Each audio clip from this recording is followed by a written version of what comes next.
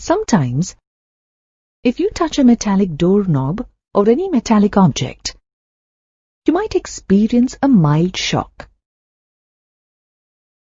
This is because the metallic object was charged, or in other words, it carried an electric charge. Objects that carry an electric charge are said to be electrically charged. We know that when a comb is rubbed against dry hair, it begins to attract small pieces of paper. When two pieces of silk cloth are rubbed against two glass rods individually, and the glass rods are kept beside each other, the glass rods repel each other. Now, if one of the silk cloths and a glass rod are kept beside each other, they attract each other. Now, bring one charged glass rod in contact with a pith ball and then separate them. Then bring the other charged glass rod in contact with other pith ball and then separate them too. When these pith balls are kept close to each other without contact, we observe that they repel each other. The physical quantity responsible for all these phenomena is known as electric charge. Electric charge can be defined as the property of matter that exhibits its electrostatic interaction with other matter.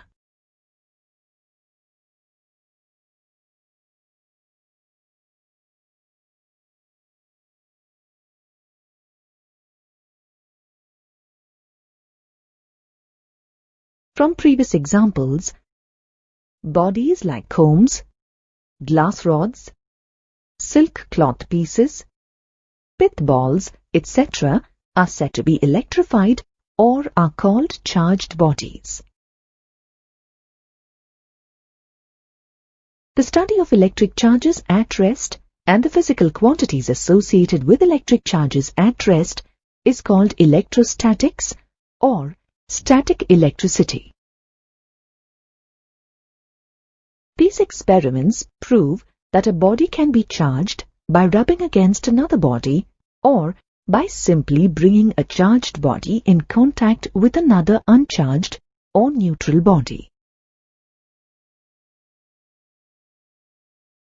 When the glass rod and silk cloth were first rubbed, they get electrified.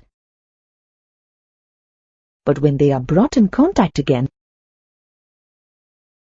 and separated, they lose their electrification or charge and are neutralized.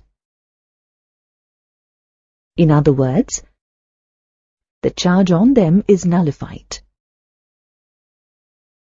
Hence, we can conclude that one of them may be positively charged and the other negatively charged when they are rubbed against each other.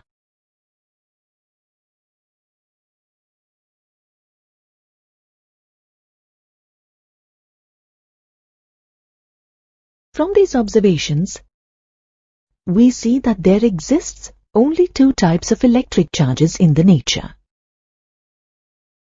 Conventionally, they are called positive and negative. It is also observed that the like-charged bodies repel each other. For example, two pith balls, both carrying like charges, repel each other. Unlike charged bodies attract each other. For example, a pith ball carrying a positive charge will attract a negatively charged pith ball.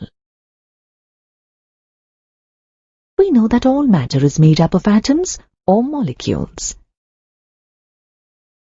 Also, within an atom, the total negative charge is balanced by the total positive charge in it. When we rub one material against another material, the material in which electrons are relatively loosely bound to its atoms readily loses a few of its electrons to the other material. the material that lost electrons now has a deficit of electrons and hence becomes positively charged. And the one that gained electrons becomes negatively charged. In this case, the glass rod lost electrons and became positively charged, and silk gained those electrons and became negatively charged.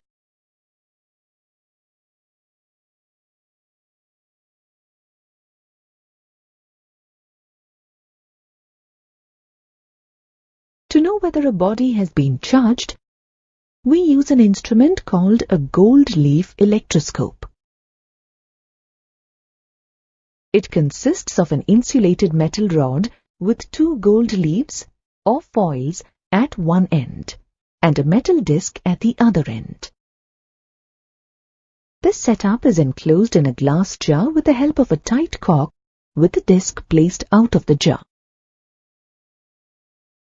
To test a material like a glass rod for electrification, the object should be brought in contact with the metal disc of the gold leaf electroscope.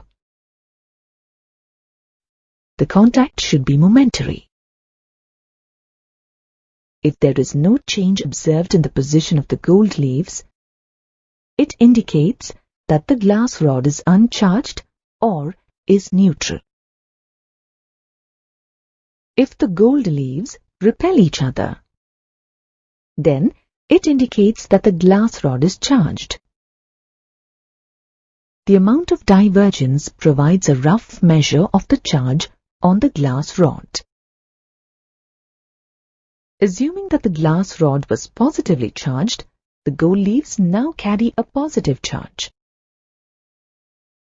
Now, if we touch the metal disc with the silk cloth used to rub the glass rod and take it away, we observe that the gold leaves fall back to their original position. Thus, we can say the silk cloth was negatively charged. On contact, the opposite charges on the gold leaves and the silk cloth nullified each other.